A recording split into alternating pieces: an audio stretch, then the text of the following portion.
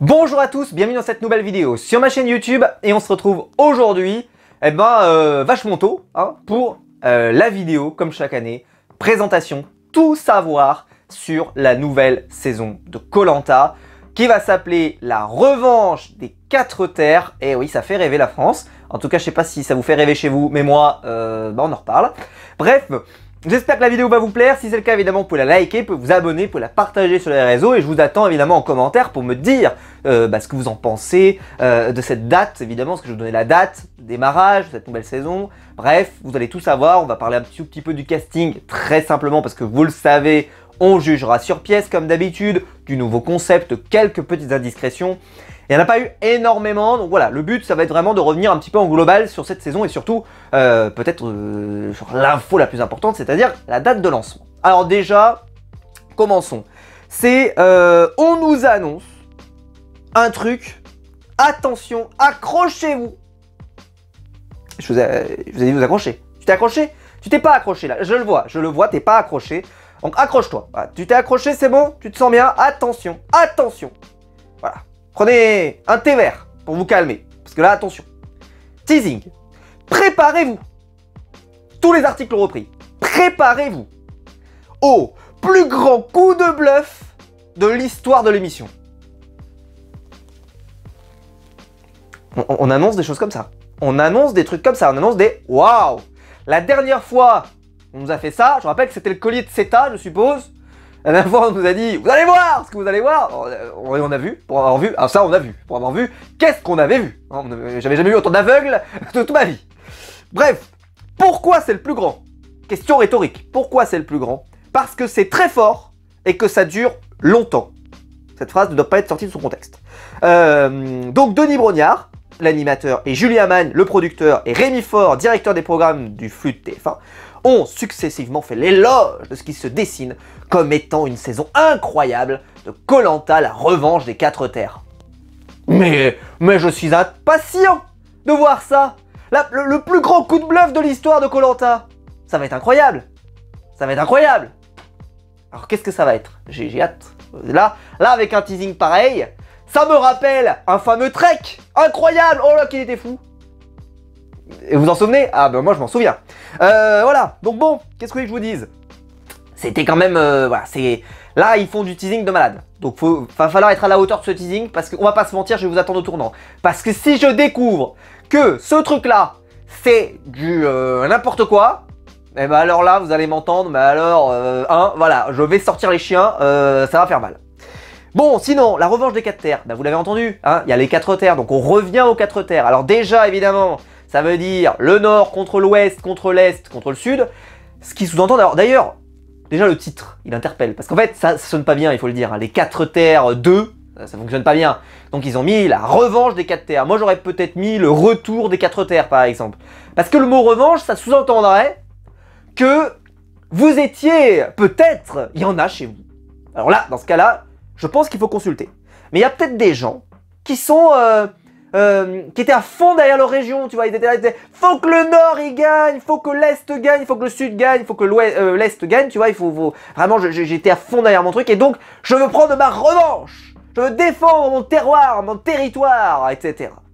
Moi, le concept, dès le départ, je crois que je vous l'avais dit, et je vais le redire ici, hein, mais je n'ai rien à faire, c'est-à-dire que je ne vais pas soutenir l'Est parce que je viens de l'Est, je suis de Saint-Étienne, mais si mes candidats préférés sont dans la tribu du Nord ou la tribu de l'Ouest, ça ne marche pas sur moi, ce genre de truc. Ça marche pas. Si ça marche sur vous, c'est un exploit, mais moi, personnellement, vous savez que j'aime les personnalités, j'aime les candidats qui ont du gras, qui ont des choses à raconter, donc qu'ils viennent de chez moi ou qu'ils viennent pas de chez moi, honnêtement, si mon équipe, elle me fait chier, si c'est une équipe qui m'intéresse pas, ça m'intéresse pas quoi. Donc, et en plus, pour moi, c'est un jeu individuel. Donc c'est pas un jeu dans lequel tu représentes particulièrement ta région. Enfin, je trouve personnellement que le concept, on a l'impression en tout cas que quand ils relancent ça, c'est vraiment, oh là là, les gens, on va être trop contents de repartir avec les régions. Alors d'après eux, voilà, les violets, donc il y aura les violets pour le nord, les bleus qui seront le sud, les verts qui sont à l'est et les oranges qui sont à l'ouest. Bon. Donc il y aura 4 tribus avec 6 candidats, ça fait 24 candidats au total. Je rappelle que la dernière édition des 4 terres, avec 24 candidats toujours, c'est la saison du Havador, je le rappelle, hein, de Madame Ava, qui a donc eu un temps d'antenne extrêmement réduit et qui est arrivé très loin. Et ça, je pense qu'on va pas y échapper. Il faut quand même se prévenir tout de suite. Avec 24 candidats, ils n'auront pas tous du temps d'antenne de dingue. Donc il y a des gens qui risquent d'aller loin, sans qu'on sache qui c'est, ni comment, ni pourquoi, etc. Maude, il y a eu une Maude la saison dernière, très bien. Mais je pense que là, on peut avoir sur une saison comme ça, en tout cas, une héritière qui peut peut-être dépasser le maître. On verra. Déjà, Maude, déjà, elle avait fait très fort. Bref. Donc, à l'annonce de cette mécanique par Denis Brognard, donc de cette nouvelle retour donc des 4 terres, on annonce que si vous arrivez en dernière position à l'épreuve de confort, et bien comme lors des 4 terres, vous terminez sur l'île de l'exil. L'île des bannis, l'île de l'exil, vous vous souvenez, hein, c'était une île dans laquelle on envoyait les gens, donc ça les appauvrissait encore plus, et donc ils avaient encore plus de mal à gagner, etc. Est-ce que cette mécanique était particulièrement intéressante? Moi, je ne me souviens pas que ça nous ait offert des scènes particulièrement mémorables. Alors, peut-être que ça sera le cas cette année, mais moi j'ai souvenir que ça n'offrait pas de séquences mémorables. J'ai quelques souvenirs de Bertrand Camel sur cette île, j'ai quelques souvenirs de Hadja aussi, j'ai quelques souvenirs de bricolage, mais j'ai pas souvenir de grand chose, quoi. Donc, bon, on verra si ça apporte vraiment quelque chose. Je rappelle que... pour moi, ils sont partis sur une piste, je vais en parler, mais je trouve que dans la com, vous allez voir, déjà, bon, ils nous ont annoncé le plus grand coup de bluff. Avec mes doutes, alors mes doutes, mais je doute de cette info, mais alors si vous saviez, oh, je crois que là, je suis à ça de faire un bandeau, tu sais, bandeau BFM TV, fake news du jour, voilà, bon, on verra bien, j'espère me tromper, hein. Qu'est-ce que j'espère me tromper? J'espère que je vais être comme ça, je vais faire, oh putain la dinguerie, mais je sais pas pourquoi, j'y crois pas, parce que j'ai tellement vu qu'ils utilisent, dans ces campagnes de com, là, avant que les saisons soient diffusées, ils t'annoncent des trucs, vous allez voir, on va faire un trek de fou, et puis c'est pas le cas, on va faire voilà, ils font des superlatifs de fou, bon là, ça fait du teasing, c'est bien, parce que moi j'adore les stratégie, et donc s'il y a un gros coup de bluff, ça peut être cool, surtout si ça a un gros impact, ça amène des choses sympas, on verra. Moi je ne demande qu'à avoir une saison avec un Amri et Meissa qui font des tractations derrière le dos de tout le monde, et puis ça les emmène au bout, etc. Moi je suis très content, il n'y a pas de problème. Mais là on verra, est-ce que par exemple, j'en sais rien, ça va être une association, peut-être deux régions qui vont s'associer, j'en sais rien, enfin on verra au fur et à mesure. En tout cas, pour l'instant je suis quand même un petit peu dubitatif sur cette question. Mais là, donc... Lorsqu'ils annoncent le retour de l'île de l'exil, Denis donc explique, à l'annonce du retour de cette mécanique par Denis Brognard, par Julien Amann pardon, qui explique ça, c'est il y a un enthousiasme immédiat qui naît au sein de chaque tribu. Et là, on te dit, c'est une double fierté pour les 24 candidats de débuter Koh Lanta avec cette dimension régionale. Bon, je suis assez... moi personnellement, je trouve pas que ça apporte une vraie plus-value, mais bon... Ils veulent remettre, pourquoi pas, allez, de toute façon je pense qu'on a quand même épluché un certain nombre de concepts, hein, on va pas se mentir, c'est compliqué de se renouveler, le programme il y a plus de 20 ans, c'est compliqué, donc qu'ils reprennent des trucs, pourquoi pas. Après, ça nous a pas offert la saison la plus mémorable du programme, ça nous a fait une saison correcte, voilà, mais bon, pourquoi pas, à la limite, allez, ça offre un concept, j'ai toujours dit ici que c'est ce qui compte, c'est le casting, et que si le casting ne fonctionne pas, la saison ne prendra pas. Je suis assez persuadé que la saison dernière, qui pour moi... Vu que je suis pas monté dans cette saison parce que personnellement ça m'a pas emballé outre mesure, parce que j'ai pas réussi à trouver vraiment de chouchou, je me suis un peu ennuyé, ça n'a pas été extraordinaire. La saison d'avant, moi je l'ai trouvé exceptionnelle, avec Amri, Meissa, Pauline, etc. Enfin franchement je me suis régalé. Donc là je me souhaite évidemment que ce casting m'emballe et m'emmène et me projette et que je me régale. Mais c'est vrai que là, vu que la saison, je le dis, va démarrer donc le mardi 25 février à 21h10, donc toujours un mardi. Bon, ça on n'en reparle pas, hein, c'est balancé le mardi, c'est comme ça. Bah, c'est vrai que ça fait même pas 25 février. Moi j'ai terminé les reviews de Koh Lanta là début décembre. Donc ça veut dire qu'il y a moins de 2 mois entre ces deux événements. Donc il n'y aura pas de hype. Ça c'est sûr, il n'y aura pas de hype. Il n'y aura pas d'investissement, les gens. Donc il y a intérêt que la saison soit bonne. Il y a intérêt que la saison soit bonne, parce que tu peux pas compter sur la hype des gens, parce que le programme ne peut pas avoir manqué aux gens. Je l'ai vu d'ailleurs sur les réseaux, les gens ont été surpris par le fait que ça revienne aussi vite. Parce qu'on est à peine sorti de cette saison-là qu'on va nous remettre dans une nouvelle saison. Et donc en plus ça a un côté, c'est vrai que les candidats on les enchaîne, un peu côté fast-food, et donc on les oublie. Alors qu'avant, quand on avait une saison par an, eh ben, ces candidats, on les gardait vraiment en mémoire, etc. Mais là, on a 2 saisons par an et donc ça va vite. Donc si tu as des candidats qui sont une saison qui pour moi n'est pas mémorable, eh ben, très vite tu peux avoir des candidats que tellement on les fait à la chaîne, quoi. Et ben forcément leurs aventures sont moins mémorables. Il faut vraiment des trucs assez extraordinaires. J'espère que cette saison sera le cas. En tout cas, c'est ce qu'ils ont l'air de dire dans la com, parce qu'on en parle juste après. Ils ont l'air de dire qu'il se passe des trucs quand même assez importants. Mais personnellement, la plus-value des régions, je vois pas trop l'intérêt. Et donc la hype, pour moi, ne va pas venir des régions. Alors elle vient peut-être de ce coup de bluff exceptionnel, on verra ce qu'il y aura dans le teaser par exemple. J'espère dans la bande-annonce, ils vont peut-être essayer de faire monter un peu la sauce là-dessus. On verra.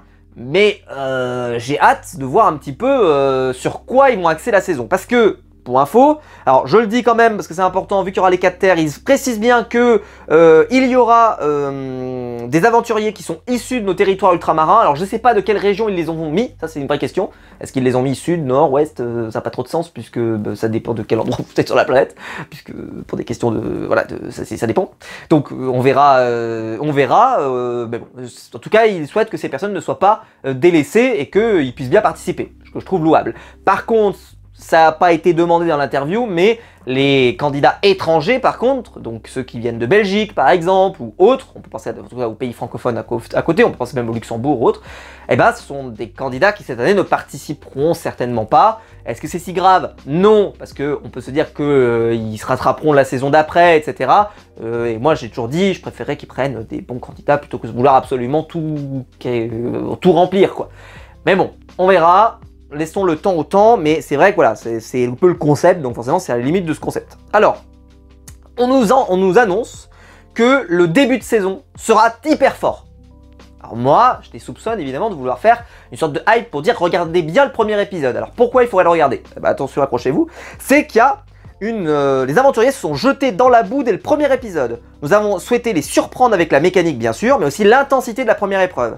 C'est je crois l'une des épreuves les plus intenses de l'histoire de Koh-Lanta, Paris Julien Magne. Alors, je vais faire très simple. Pour info, je cite un article de Puremedia qui a fait la compilation de ce qui s'est passé dans la conférence de presse. Je vais quand même préciser que moi je me souviens de la blessure évidemment de Freddy lors de la légende, qui commence par un parcours du combattant et dans lequel il se blesse. Donc pour moi, on a déjà eu une saison qui avait démarré très fort. Mais bon, c'était les habitués, c'était nos légendes de Koh-Lanta, donc c'est moins surprenant. Là, ils vont commencer probablement par un gros parcours, par un truc un peu costaud, un peu difficile, etc. J'ai envie de dire, ils ont leur maximum d'énergie, ils ont pas encore faim, etc. Donc, c'est pas si mal peut-être de les faire commencer fort. Attention à pas se blesser comme Freddy, voilà, faites gaffe s'il vous plaît, parce que ça peut faire mal. Mais alors, il nous dit, ce qui va rajouter en plus au problème, c'est les candidats ont été saisis par la chaleur, l'humidité et l'énergie dont il fallait faire pour courir et il semblerait donc tirer un élastique, d'après l'explication de la saison. Bon, on verra sur pièce. Mais en tout cas, ça veut dire qu'on peut s'attendre à un premier début d'épisode très physique, très fort, très intense. Est-ce que c'est bien, est-ce que c'est pas bien? Pour ceux qui aiment bien les épreuves un peu comme ça peut être cool. Moi, j'aime bien aussi les épreuves où il y a un petit peu de réflexion, un peu de logique, un peu etc. Mais il y en aura d'autres par la suite, je suis pas pressé. En tout cas, ils vont devoir tout donner dès le départ, donc ça permettra très très vite de jauger si les équipes sont bien constituées ou s'il y a une équipe plus faible que l'autre, physiquement. Alors tout le casting a été dévoilé, je vais pas vous donner d'informations particulières parce que honnêtement, je trouve que les portraits, on découvre pas grand chose. Je voulais juste vous parler d'une petite anecdote, c'est donc Alan, qui est membre de l'équipe des Violets et qui est le fils de Marjorie, donc candidat de Koh-Lanta au Cambodge 2017. Alors ça a été précisé sur tous les communiqués que j'ai vus sur tous les sites divers et variés, que ce soit West France ou autre, donc c'est quelque chose, je pense, qui sera dans le portrait, je pense qu'ils vont le préciser. Est-ce que ça a un intérêt? Oui et non, ça dépend, voilà. En vrai, j'espère qu'ils ne l'ont pas sélectionné uniquement pour cette raison, et j'espère qu'ils l'ont sélectionné parce qu'il a d'autres qualités et d'autres atouts. Voilà, c'est la seule remarque. Après le reste, donc, il y a, pour information, les écarts d'âge, ça sera de 20 à 63 ans. Donc quand même, le 63 ans, ça faisait un petit moment, j'ai l'impression qu'on n'avait pas eu des candidats un peu vieux, attention avec tout le respect, mais 63 ans, la retraite 64 ans, donc ça commence à être quand même assez âgé. Donc voilà, c'est des gens qui ont un certain âge, donc on va avoir un sacré écart d'âge. Il nous précise aussi évidemment que la saison va se dérouler encore une fois aux Philippines. Alors ils expliquent qu'il y a un côté un peu environnemental parce que ils ont leurs infrastructures qui sont déjà là-bas, ils ont plein de choses qui sont déjà prêtes, enfin voilà, donc il y a un côté c'est plus facile et ça évite d'avoir à faire plein de mouvements, plein de choses, etc. Par contre, le défaut, c'est que ces îles ne sont pas épargnées par les mauvaises conditions climatiques et que cette saison, il nous précise, va être particulièrement compliquée. Et donc on peut s'attendre à qu'il y ait de la pluie, etc. Et alors, vous allez me dire qu'est-ce que ça va changer? Bah, cette année, on risque d'avoir un petit compteur.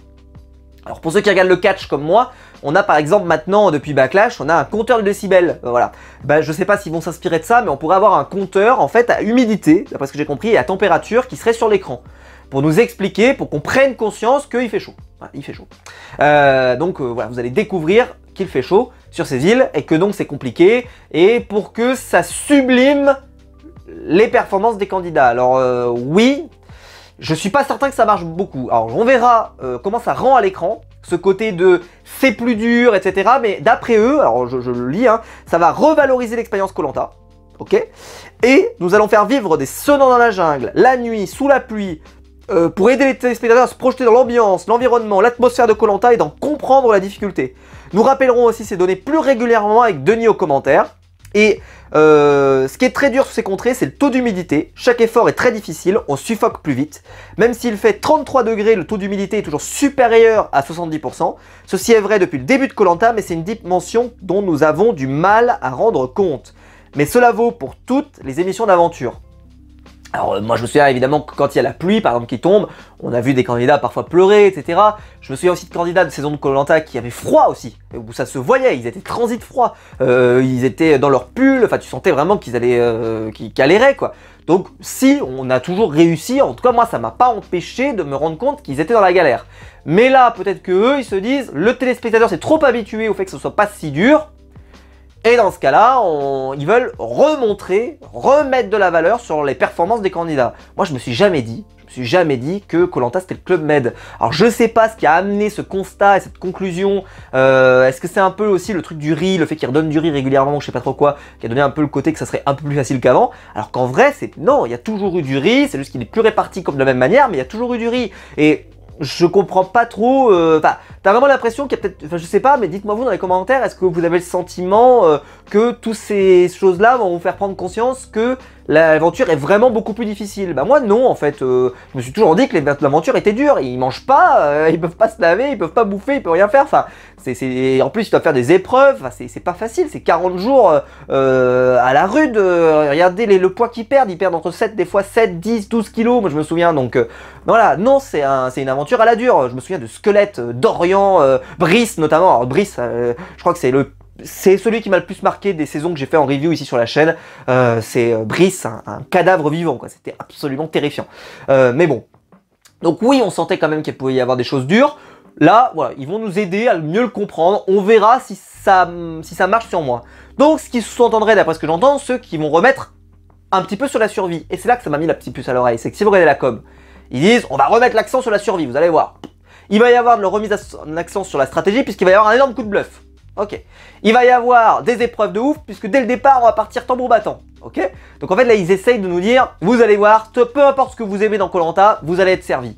Et c'est pour ça que je trouve que cette communication, eh ben, il va falloir évidemment regarder sur pièce. Parce qu'elle est très bien cette com. Voilà, elle donne envie, moi je trouve que ça donne envie.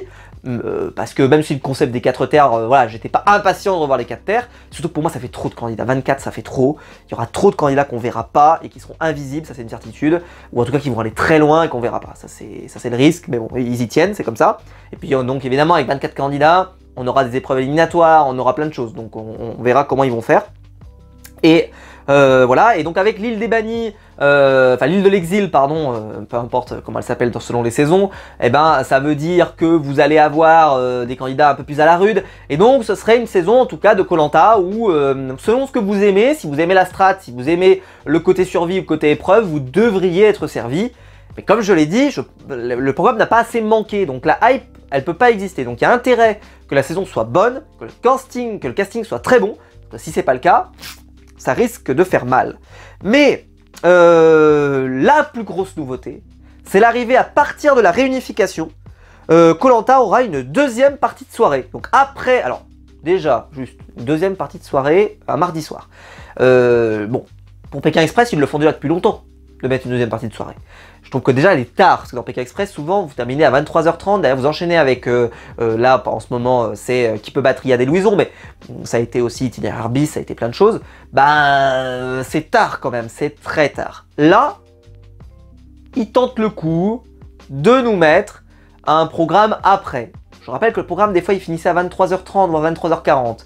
Là ils vont mettre donc un truc en plus, en pleine semaine, un mardi soir. Ça me semble pas si facile. Après, je le dis, je pense que ça coûte rien à la chaîne. Parce qu'en fait, c'est Denis qui va faire une interview, d'après ce que j'ai compris. Alors, donc ça ne commencera qu'après la réunif. Ok. Et ils vont faire, alors, d'après ce que j'ai entendu, il y aura, bon, dans un premier temps, qui aura vocation, donc évidemment, à prolonger le prime avec l'interview du candidat éliminé par Denis Brognard. Voilà. Et vous aurez un pronostic des invités en plateau, le sortant, des anciens aventuriers, des personnalités de la société civile passionnées de Koh Lanta. Alors je ne sais pas qui sont ces gens, je vous le dis tout de suite, aux dernières nouvelles, c'est pas moi, mais je suis pas de la société civile, moi, je suis militaire de métier moi. Voilà, non mais je sais pas, mais en tout cas ça m'intéresse, j'aimerais bien savoir qui ils ont attrapé, parce que, alors à mon avis ça doit être des personnalités qui aiment bien le programme, je pense. Est-ce que c'est des gens, à mon avis c'est pas nous, hein, vu qu'ils n'arrêtent pas de nous strike dans tous les sens, ça peut pas être ça. Donc je pense que ça sera soit des petites célébrités qui aiment bien l'émission et qui viendront passer une tête, peut-être j'en sais rien, enfin faut voir. Bon en tout cas ils auront une émission de plateau. Et le but, ça sera de se projeter sur la suite de l'aventure, de débriefer, de rigoler autour de la table et d'analyser le plus grand coup de bluff. Ils vont analyser le plus grand coup de bluff. Eh ben les enfants, je leur souhaite du courage. On verra d'ailleurs, il y aura leur analyse et puis vous aurez la mienne. Comme ça vous aurez du choix. Vous pourrez voir ce qu'il y a, vous pourrez voir ce que ça ressort. Mais bon, ce que j'aime bien moi par contre dans cette promesse, c'est dans cette deuxième partie, ce sera également le but de rejouer le patrimoine de Koh Lanta en éditorialisant des archives que nous n'exploitons que trop peu aujourd'hui et de mettre à l'honneur les équipes d'ALP et de TF1. Nous resterons néanmoins vigilants à ne pas montrer trop de coulisses pour garder du mystère quand même sur le programme. C'est vrai que je trouve que Koh Lanta c'est une émission qui, il a raison, hein, parce que, enfin à tort en tout cas, mais on le voit sur les réseaux, hein, ils strikent beaucoup de choses, etc. Mais voilà, donc là ils vont essayer de revenir un peu propriétaires de leurs images et donc on aura peut-être accès à des nouvelles images, à des choses sympas, il y aura peut-être des bêtisiers, il y aura des trucs, bon. En vrai, ce sera pour meubler. Ils font ça comme, ils font pareil dans Pékin Express. Ils font pareil. Ils diffusent des anciennes saisons, enfin des anciennes séquences d'anciennes saisons pour faire des rappels, etc. Donc on verra. En plus, il y a des anciens candidats qui viennent sur le plateau. Ils pourront parler de leur propre saison, peut-être de revenir sur certaines séquences, etc. À mon avis, ils vont revenir sur des séquences particulièrement mémorables. On verra. Je sais que Mohamed s'entend pas super bien, peut-être avec TF1, il faut voir. Mais si ça va mieux, on peut imaginer, peut-être qu'il reviendra sur sa séquence culte, peut-être qu'il y aura, enfin sur ces deux séquences cultes, peut-être que, je sais pas, il y aura peut-être Mundir, peut-être qu'il y aura Kumba, peut-être qu'il y en aura d'autres. Je sais pas s'ils feront venir beaucoup de gens de la légende, j'en sais rien, mais en tout cas on verra. Peut-être qu'ils feront venir d'autres gens, d'autres saisons, voilà. Je sais pas qui ils ont contacté, j'ai aucune info à ce sujet. Mais voilà, ça peut être sympa, ça peut être un bon moment. Je pense que c'est une bonne façon, c'est juste que pour moi, le mardi soir, le programme finit déjà super tard. Alors voilà, c'est pas facile. Mais bon, moi j'ai fait pendant très longtemps des lives après l'épisode sur la chaîne de Space Babies TV, donc preuve qu'il peut y avoir un public pour en prendre un peu plus derrière.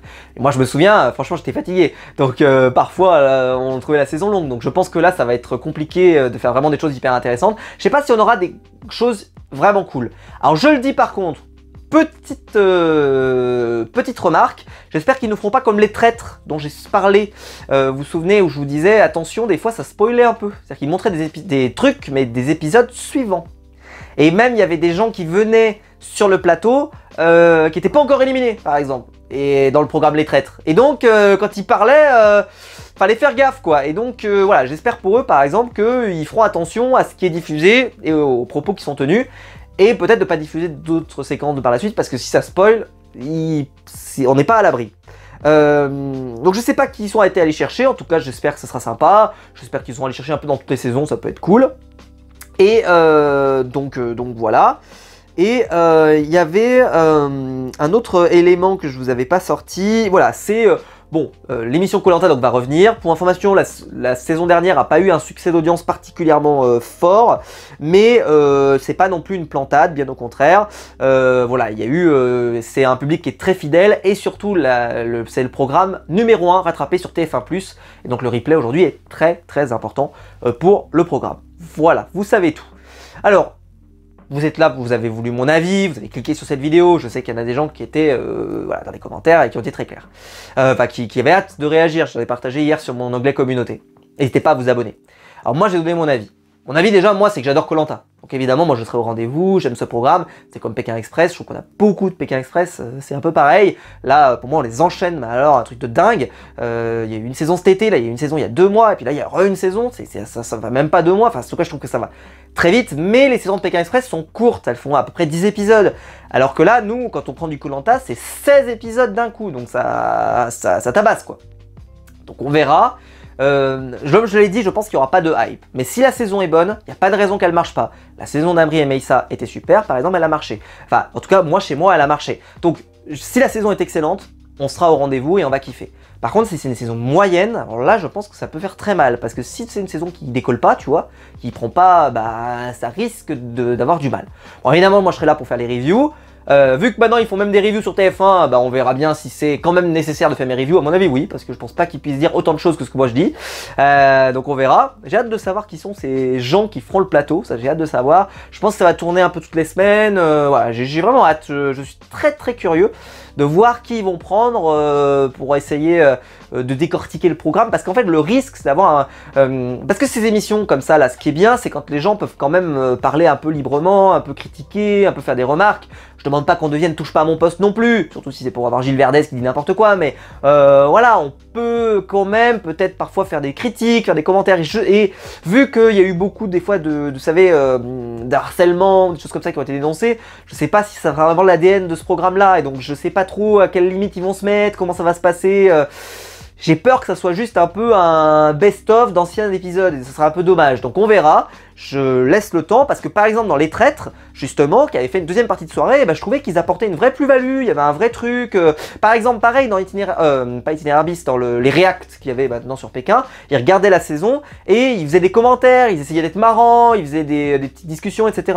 Donc ça peut être quand même intéressant, je dis pas que ça peut pas l'être, je dis juste que j'espère que ça sera pas trop plat, quoi, qu'il y aura un petit peu de grain à moudre, parce que sinon, ça risque d'être pas fou. Mais bon, j'ai envie de dire, ça leur coûte pas cher, hein, et c'est genre ils produisent, et puis ça sortira, quoi. Donc voilà, il y aura l'interview en tout cas de l'éliminer, voilà, on le sentait venir quand même, parce que je trouvais ça bizarre que ce contenu soit que sur TF1+, ça vaut le coup de le sortir là directement à la télé, mettre ma famille, pas ma famille d'abord, excusez-moi, une famille en or après le programme. Je pense pas que ça a été une très grande réussite avec Camille Combal, je pense que c'est plutôt une bonne option et ça peut être intéressant. Bon. Sur le concept, je vous en ai déjà parlé, sur la saison, bah moi, voilà, il n'y a pas eu assez d'écart. Mais je serai au rendez-vous parce que j'adore ce programme, donc je serai là. Je serai là pour en parler, je serai là pour vous faire peut-être rêver, ou peut-être pas, parce que des fois, voilà. Mais c'est vrai que 24 candidats, moi ça m'inquiète. Ça c'est une vraie inquiétude. Il y a trop de candidats. 24, il risque d'y avoir des candidats qu'on s'attache peu. Et vu que là en plus on enchaîne les saisons, si vous regardez, ça veut dire que sur là on a une moyenne de 20 candidats par année. Ça veut dire que sur là, en à peine 18 mois, on a eu 20, 40, 64 candidats, tu vois. Si je te le fais à la louche comme ça, ça fait dire 65 candidats, c'est beaucoup quoi. C'est beaucoup. Bon, c'est pas grave, mais j'espère que la saison est très bonne. Je pense qu'on pourra pas accepter que ce soit une saison bonne, moyenne, pardon. Et alors le coup de bluff, moi c'est le truc qui m'a vraiment attiré, hein, mais je vais le payer cher, je le sais que je vais le payer cher, parce que là je vous ai hypé sur ce coup de bluff, parce que là moi je vous raconte ça, je vous dis oh là là mais quelle campagne de com, je me suis hypé sur le trek. Je me suis hypé, j'ai hypé la France sur le trek, j'ai fait une vidéo sur le trek avant la diffusion de l'épisode pour dire à quel point ça allait être une dinguerie. Et je me suis pris, mais alors mur à 200 à l'heure. Donc je n'ose plus rien dire. Donc j'espère, je croise les doigts, je touche du bois. Mais alors ma bibliothèque, la Ikea s'il vous plaît, hein, portez-moi chance. Je souhaite que ça soit vrai, que ça soit vraiment incroyable, etc. Mais si c'est pas le cas, la déception va être tellement terrible. Parce que je vous dis même pas ma déception quand il y avait le trek. Je pense que c'est sorti dans la review. Franchement, j'étais deg. Là, si c'est pas le cas, ça va être terrible. Mais bon. Dites-moi vous dans les commentaires, évidemment. Si vous êtes hypé déjà. À mon avis, personne n'est hypé. Ça, il faut être très clair. Ce programme est revenu trop vite. Mais est-ce que, en tout cas, est-ce que vous êtes content de revoir le concept des 4 terres? Est-ce que c'est un concept? Est-ce que vous allez soutenir votre région? Ça, c'est une vraie question d'ailleurs, vraie question dans les commentaires, répondez-moi. Est-ce que pour vous, vous allez soutenir votre région? Vous venez du Nord, vous allez soutenir le Nord. Bon. Moi, honnêtement, je vous le dis tout de suite, si mes candidats préférés, ils sont d'une autre région, vous m'entendrez. Surtout qu'en plus, moi, je les appellerai par leur couleur, très probablement, même pas par la région d'où ils sont. Donc voilà, je choisirai mon équipe parce que c'est ma préférée. Donc, c'est bien, c'est un concept sympa, pourquoi pas, mais on verra sur la suite. Enfin, pour terminer, je trouve que là ils ont l'air de vouloir mettre beaucoup l'accent sur la survie, beaucoup l'accent sur le fait que les conditions soient difficiles. J'espère qu'ils vont pas en faire trop. Vous le savez, je suis pas fan de les voir s'évanouir toutes les 30 secondes. Oui, c'est dur, Koh-Lanta, mais personnellement, je ne prends aucun plaisir malsain à voir des gens complètement en train de galérer. Et preuve en est que c'est pas forcément une bonne piste. M6 avec The Island, qui est un truc où il n'y a pas de jeu et dans lequel ils laissent juste des gens crever la dalle sur une île. C'est des célébrités, mais ça pourrait être sans célébrité, que ça changerait pas le problème. C'est pas intéressant, juste attendre que les gens ils crèvent la faim, spoiler alerte, vous nourrissez pas les gens, ils crèvent, c'est comme ça, c'est comme ça, c'est la nature, quoi, c'est l'humain, je peux vous prouver, on peut le prouver avec des périodes historiques si vous voulez, je peux même vous faire un cours d'histoire si vous voulez, enfin voilà, donc moi je veux qu'il se passe des choses, et là ils ont l'air de dire, on va mettre de l'énergie dans les épreuves, enfin machin, ça peut pas tout être cohérent, c'est-à-dire qu'on peut pas avoir des performances incroyables sur les épreuves, et des gens qui n'ont rien à manger et qui s'évanouissent toutes 30 secondes, c'est pas possible, donc il faut trouver le bon milieu, et j'espère qu'ils vont pas en faire trop, à vouloir faire du sensationnalisme et du spectaculaire avec oh là là, vous avez vu l'humidité, vous avez vu machin. J'espère que ce sera pas le cas parce que moi en tout cas c'est pas les séquences qui me ravit le plus. Je prends pas un plaisir fou à voir ça. Mais peut-être que vous oui, hein. Peut-être qu'il y en a par exemple d'ailleurs qui étaient un peu déçus du fait qu'il n'y avait pas assez de survie et que là ils vont en reprendre des bonnes doses et vous allez être content. Mais c'est pas forcément moi en tout cas mon critère numéro 1 d'appréciation d'une saison de Koh-Lanta. Voilà. Écoutez, je pense que je vous ai tout dit. Moi je serai là, je pense que je vous ferai un live juste avant l'épisode, le mardi en question, donc le mardi, c'était combien, le 25 février, c'est ça, si je ne 4 février, mardi 25 février, c'est ça, j'ai raison, à 21h10, moi je vous ferai un live, je sais pas, comme je vous l'ai expliqué, j'aurais peut-être du mal à faire un live toutes les semaines, comme cette année où j'ai eu du mal, enfin l'année dernière, mais là, je vais essayer en tout cas au moins pour le premier live de lancement d'être là, surtout que normalement je devrais être en vacances à ce moment-là, donc ça devrait pas poser de problème. Et voilà, j'aurai le plaisir en tout cas de faire monter la hype à ce moment-là, on va se rapprocher. J'ai regardé quelques petits portraits, ça a l'air intéressant, on verra. Bref, j'ai hâte évidemment d'y être, malgré tout, parce que j'aime ce programme, c'est un programme génial, et que si la saison est bonne, comme je l'ai dit, hein, si la saison est bonne, moi je vais me hyper et je vous hyperai. Si la saison l'est pas, alors là par contre on va le sentir passer, ça c'est une certitude. Voilà. C'est mon avis, voilà, mais s'il vous plaît. Et pareil, vous avez prévu une deuxième partie de soirée, petite remarque, peut-être essayer de finir l'épisode plus tôt. Pourquoi vous finissez pas plutôt à 23h qu'à 23h40? Ça peut être pas mal, ça nous éviterait peut-être des séquences un peu moyennes, et votre deuxième partie de soirée, bah, vous la faites de 23h à minuit. Plutôt, on est un mardi soir, il y a des gens qui travaillent, il y a des gens qui vont à l'école, etc.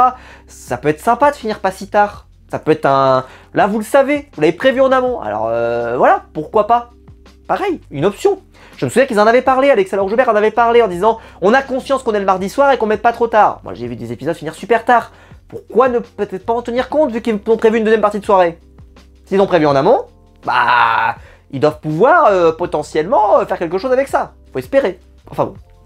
Dites-moi tout ça dans les commentaires. Si en tout cas, si cette saison vous hype, quels sont vos sentiments? Est-ce que vous avez déjà regardé un peu les portraits? Quels sont votre retour? Est-ce que vous trouvez que ça revient trop tôt aussi? J'ai vu, il y a eu le petit post de Anto Durir sur sa chaîne YouTube et qui, il a dit quelque chose de très vrai. Il a dit, sa chaîne n'est pas spécialisée sur Koh-Lanta, mais il dit, mais par le fait qu'il y a Koh-Lanta 7 semaines x2, donc 32 semaines par an, bah, ça fait 20 semaines où il n'y a pas Koh-Lanta. Donc en gros, c'est factuel, hein, c'est des chiffres. Hein. Donc ça veut dire qu'il y a 20 semaines où je fais pas une vidéo Koh-Lanta. Et le reste, c'est que du Koh-Lanta. Donc bah oui, c'est sûr, voilà, c'est sûr et certain. Si tu fais du Koh-Lanta, t'en as pour 32 semaines par an. Alors moi, ça me dérange pas parce que j'aime Koh-Lanta et que je suis super content. En plus, j'ai pris 16 épisodes, mais des fois, il y a 17 épisodes. Donc il y en a 17, et bah ça fait 34 semaines. 34 semaines, il y a 52 semaines par an. Vous enlevez les semaines de Noël, vous enlevez les semaines, enfin voilà. En gros, vous faites du Koh-Lanta quasiment toute l'année, quoi. Donc bon, c'est pas grave, c'est juste que voilà, on peut pas attendre de la hype. On peut pas attendre, ça c'est comme ça, parce que ça revient trop vite. J'ai vu les gens, mais ils étaient stupéfaits sur Twitter. Ça fait, waouh, ça revient encore, ça revient, c'est déjà. Mais j'aime le programme. Mais attention à pas lasser, attention à pas lasser, attention. Enfin bref. J'espère que la vidéo vous aura plu, si c'est le cas vous pouvez la liker, pour vous abonner, pour la partager sur les réseaux sociaux, il y a le bouton rejoindre ici juste en dessous pour devenir mon re-soutien et je vous en remercie. Et quant à nous, on se retrouve très vite pour des nouvelles vidéos sur ma chaîne YouTube. Ciao!